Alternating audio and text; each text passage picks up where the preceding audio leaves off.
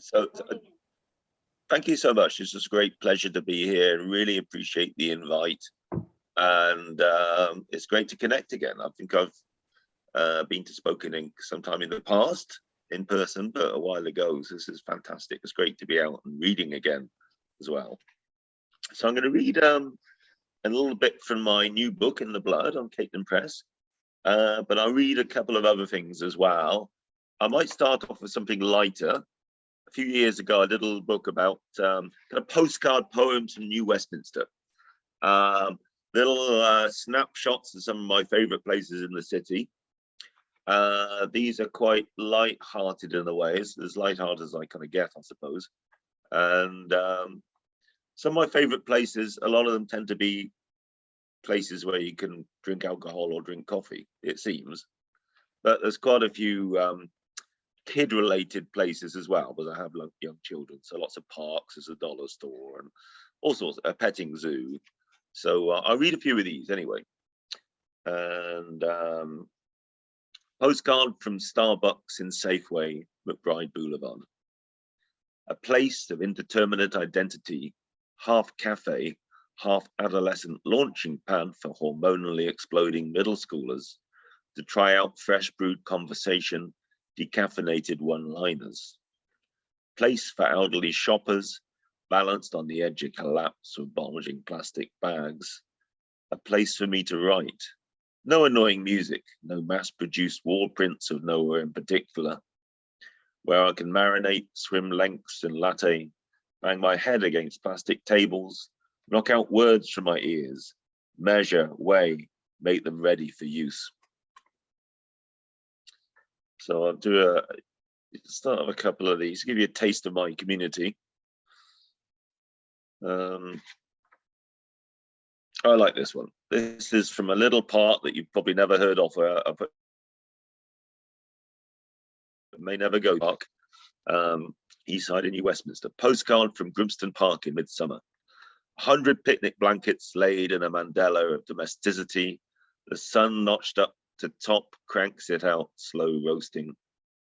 A group of tweens in knee-smothering basketball shorts turn inwards, lock it down, define it, who they are, within their sharp-edged, sealed little world. At the wading pool, parents hover with the presence of eagles. Small children splash up to their thighs in a purity of pleasure, framed by a grass-strewn riot of hats, glasses, tubes of cream, lotions, bottled water gone warm. Then the view from here, the trains, bridges, cities that run out to farms, the river, mountains, ocean, America, then beyond. Here, the very end of us, the beginning. Yeah, so I've done a lot of what you would call poetry of place. I'm going to find, okay, I'm going to read one more. And it's funny, I wrote this book about 5 years ago, but in that time, so many places have actually gone. It's incredible, actually. So it's becoming a little snapshot of the community of New West, but my very personalized view of it from 5 years ago or so. Postcard from the petting zoo, Queen's Park. We used to have a petting zoo in the park. It's one of those flyers for the Jehovah's Witnesses, animals, humankind as one, in a perpetual paradise of eating, stroking, and shitting. I like the pigs, lazy, naked, obese. It's me on my ideal, never quite achieved Sunday morning. Like all animals, they are masters of the minimal, complete, pure judges of their own needs, abilities. It's the rabbits you must watch. Give them an inch in their way, butting through flimsy wooden doorways to throw themselves with suicidal intensity through the legs of unwitting children, to hop beyond the fence to open park, greener grass, the bright eternal promise of the light that's haloing the pines. Great, so now I'm warmed up, I'm going to read from my new book, In the Blood. It's kind of a bit of a lifetime's. I've been building up to this most of my writing life, I think. I've been writing for 20 years. And this is a story of growing up with an older brother who had brain damage at birth, and then spent most of his life in institutions. So story of my relationship with him, and some of my own struggles around mental health. And it's also quite historical in a way, because a lot of it's set in the 1970s and 80s, and visiting those large institutions that we used to have where people were incarcerated back in the day. So I'm going to read some of this. Okay, I'm going to start with one called The Hospital Dance.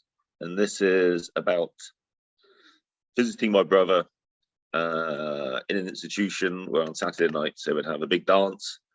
The patients would all come down, and there'd be like Coke and chips and yeah, the Saturday night social. The Hospital Dance. On Saturday night, they came in ones and twos from their tiny rooms for Coke and chips, to inch themselves out onto the skin-thin hardwood, shimmy between the flakes of peeled plaster dropped from uncleanably high ceilings. They came to dance, move themselves to a squat bomb of antique record player, and stably vibrated on the glass-top table as I spun on 45s, donated by concerned relatives, picked up at thrift stores, medals missing from their jukebox days, from days when people once paid to listen. They would have meant something for people more solid than us, to those who had edges, boundaries, dreams they could leave behind, had job shadows that disappeared when they woke. While we had their music now, for a while, a little bit of them as well. Most of us danced on our own, stretched and fashionable knitwear, yesterday's jeans, became lost in our own moves, disjointed as we uncoupled our bodies to the beat, worked on being invisible, becoming furniture in dim lit corners. That night, a girl with smudgy glasses danced with the banisters. A teen with a wispy beard clapped in a corner. Nobody touched. In fact, nobody ever did touch, not here, where surviving in your own body was enough, knowing it was still there, still moving, however out of step to your commands.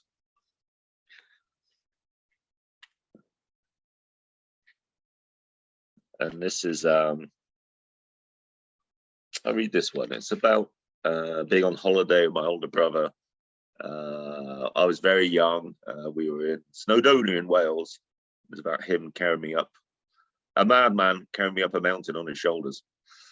Before history. By St. Christopher before the fall, before his drinking the half-cooked buffet of himself, the all-you-can-eat for cops, psychologists, spiteful neighbors, pitying strangers. Before it all, when there was that holiday, him carrying me, his little brother on his shoulders, up a stretching vein, a mountain track, a delicate line winding itself airborne to hook within the gullet of a hardening fog, to leave us eyeless in a radar of faith, to leap from rock to rock. I felt it as he jumped us into oblivion, the smack of the base of his boots as he found it, this time only coming up to his knees.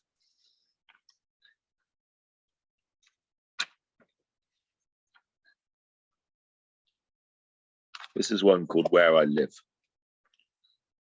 Yes, when I bother to notice it, allow it, is perpetually 40 years ago, a different continent. My brother is just home from the hospital. A plastic bag with his belongings is in the hall. A slipper with a torn sole, a worn-out toothbrush that has knifed itself into daylight. The center of me is 8, lone. I run into the fields at the back of the house, into the unhurried bud of a plump spring that has bedded, feeds in the flesh, clay, muscled center of my existence, and my consequence, perpetual inconsequence. I'm always in that place, in that sliver of unvisited woodland, edgeland that may no longer exist, that is not visible between the highway, wheat fields that drop to the river's bank.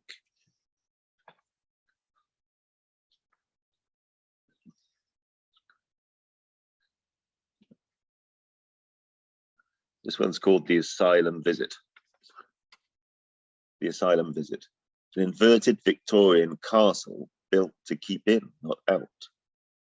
My mother efficiently shuffled me through identikit corridors, slipped in through security doors onto the ward, past anonymous doctors in crumpled whites, those little worker ants with delusions of grandeur or clipboard attitude, smudgy glasses, who never seem to see you, move through you in a reptilian slip.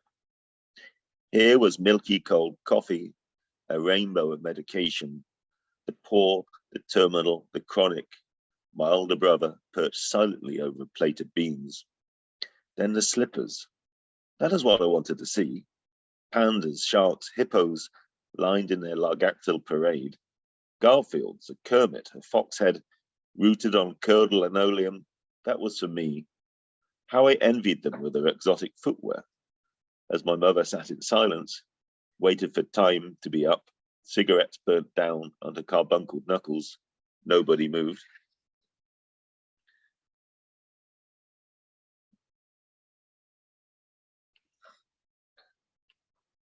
And this one's called Eating My Own Heart. It's kind of that, like, you know, I grew up with, as I say, with my older brother with his mental health issues and his brain damage, and it was kind of loving someone at the same time, just not wanting to be that person.